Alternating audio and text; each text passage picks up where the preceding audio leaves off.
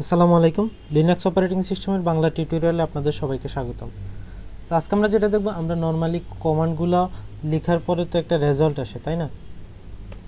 এরকম রেজাল্ট দেখায়। ওগুলোকে আমরা কিভাবে কোনো একটা ডকুমেন্টে সেভ করে রাখতে পারি।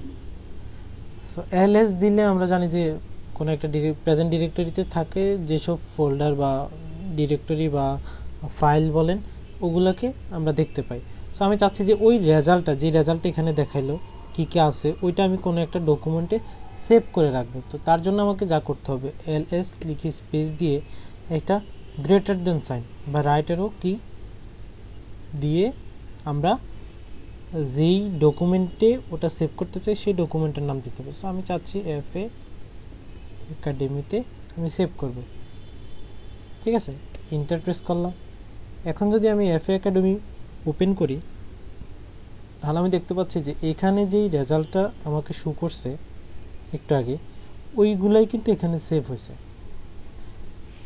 ওকে, এখন আমি যদি চাই যে পিডাব্লিউডি দিলে তো নর্মালি প্রেজেন্ট ওয়ার্কিং ডিরেক্টরি, ওটা তো দেখানোর কথা। সো সেটা যদি আমি সেভ করতে চাই, তাহলে আমি এফএ আবার যেই ডকুমেন্টে সেভ করবো ওটার নাম দিয়ে দিতে হবে। এন্টার প্রেস করলাম। এখন যদি আমি এফএ একাডেমি ওপেন করি, তাহলে আমরা দেখতে পাচ্ছি কি আমার যে প্রেজেন্ট ওয়ার্কিং ডিরেক্টরি সেটা আমাকে দেখাচ্ছে, কিন্তু আগের যেই সেভ করা যে ডকুমেন্ট, সেভ করার যেই ফাইলগুলো ছিল ওগুলো কিন্তু রিপ্লেস হয়ে গেছে নতুন এই কমান্ডটা দেওয়ার পরে। আগেরটার মধ্যে রিপ্লেস হয়ে নতুন রেজাল্ট এসে গেছে। আমরা যদি চাই যে না এটাও থাকবে পাশাপাশি ওইটাও থাকবে, এখন যদি আমরা চাই যে না প্রেজেন্ট ওয়ার্কিং ডিরেক্টরিটা আছে তো ওইটার পরই আমরা চাচ্ছি যে লিস্টের যে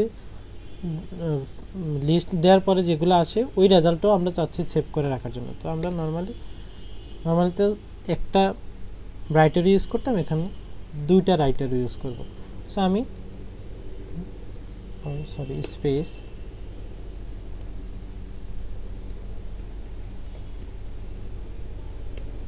এন্টার।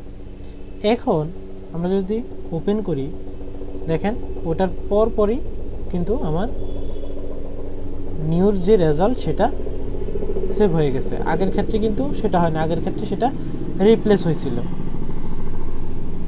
সো আমরা এভাবে কোনো একটা ডকুমেন্টের মধ্যে আমরা আমাদের রেজাল্টগুলো টার্মিনাল ইউজ করে সেভ করতে পারি।